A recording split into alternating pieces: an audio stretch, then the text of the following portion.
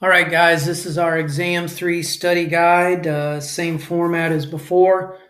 Part 1, 10 multiple choice questions on the lessons in 15 minutes. Part 2, 15 questions about the readings themselves in 20 minutes. Make sure you use full use of your time.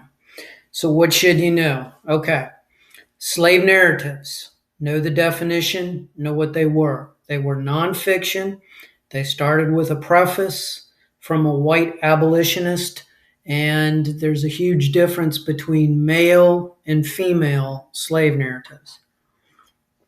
The male narratives, like Douglas's, tend to emphasize the entrepreneurial self, the self-making.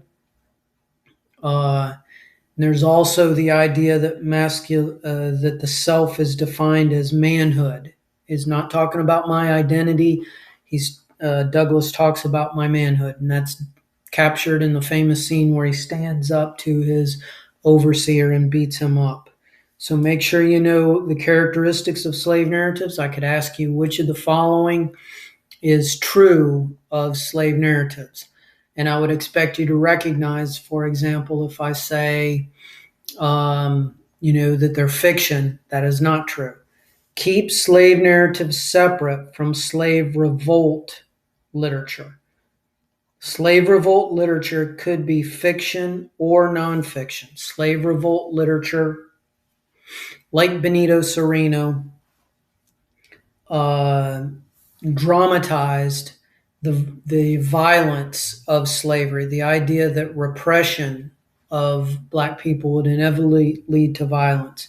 Make sure that you know as well that in this anti-slavery literature, there is the idea that it is as harmless to African American or as harmless to white people as it is to African Americans. So white people always become unideal Christians. In other words, the men degenerate into animals and the women become more like men in their lack of natural sympathy. So know those characteristics, and that's true of both of those. But just keep in mind that slave revolt literature can be fiction sometimes. Know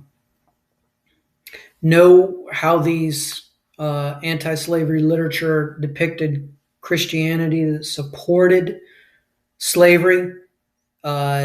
They cannot come out and dismiss Christianity. They dismiss the institution of it and say that the churches that support slavery are corrupt. They've corrupted the Christian ideal. Know what the cult of true womanhood is. Know that the idea was that women are naturally sympathetic, maternal, caring, and that this was a huge part of the abolitionist appeal. They were appealing to, many of the women writers were appealing to other women. So when we see in Harriet Jacobs, for example, Mrs. Flint loses her natural sympathy because of what slavery does to her family. It turns her husband into a rapist. He is always demanding sexual intimacy with the main character. Know how differently Douglas and Jacobs deal with slavery. Douglas escapes. Jacobs cannot escape and abandon her children, so she spends 7 years in the attic, or what she calls the loophole of retreat. That's a perfect example of the cult of true womanhood.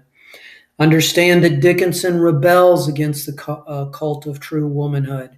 She argues that there's a repression of emotion in some women that don't want to be in relationships, and there's the image of the volcano, the repression that just is compressed and compressed and then explodes.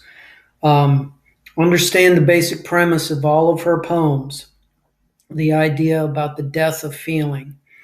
Certain slant of light, there's a feeling that oppresses during the day. It's like the heft of cathedral, like a church organ. Understand the metaphor of my life had stood a loaded gun. Women's lives in this period were defined as not having any use aside from men. So they are a weapon that are often used against other women. Understand as well the idea in the other Dickinson poem about the formal feel. Or no, that's the Heft of Cathedral Tunes. The the other one about the tomb, and sort of the emotion drying up. Understand in Emerson and Thoreau what transcendentalism was. I gave you the characteristics. The main thing is it's about nature outside of the city. It's about individual versus conformity. It's about intuition over rational thought. Understand in Emerson those list of false prayers that he says people refer to. What are they? Regrets is a good one. For part two, know the most famous lines out of the poems. Recognize, for example, in Whitman, how the poem ends with the idea of what it means to be a natural person. You're primitive, you're uncouth, you're a kind of barbarian figure. Understand the whole scene with the skinny dippers and the woman watching them, and recognize the natural beauty of sexual desire. Understand the use of the epic catalog in Whitman as a way of listing off different types of people, different types of representative Americans in a democracy, including slaves. Recognize in Benito Cereno the main scenes there. Know what happens to in the ending to all of the characters, to Babo, to Benito Cereno, even to Benito Cereno's partner, who is murdered and tied to the masthead. Understand the significance of follow your leader. Understand the two ways of reading that story. Do we look at it as a metaphysical story about evil in the universe, or do we read it as a story that indicts slavery by arguing that we're naive in the West to think that African Americans are going to willingly accept slavery, and that there won't be slave revolts, or that they're too naturally peaceful to do it? Know that shaving scene in Benito Cereno. Know the prince that Babu brings up from the hull, Atufal, and the way that he mocks him.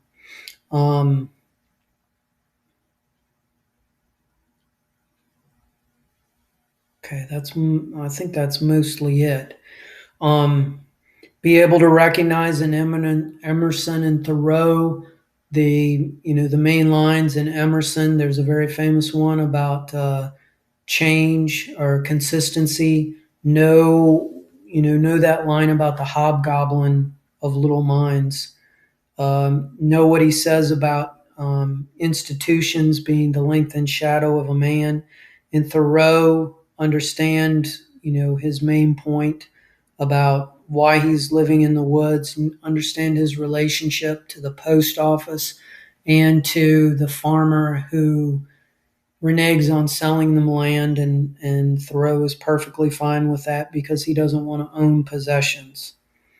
Okay, that looks to be about it. Just, again, go back through, look through the notes, know all those definitions. You're well aware of the form now.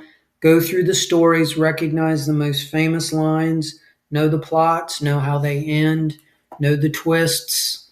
There's no trick questions. It's all straightforward.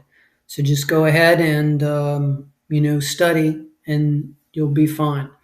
Make sure you take the exam by 6 p.m. on Sunday. That's Sunday the 25th. I've got to get this class put up on the 26th, final grades. You can also take the reading comprehension next Sunday as well, as long as you've done 10 out of those 13 discussion questions. If you haven't done any discussion questions and you do that exam, I'm not counting those points. Everybody can do the 5-point extra DQ, extra discussion question, and everybody can do the evaluation for an extra 3 points. All right, if you have any questions, just go ahead and email me. Thanks.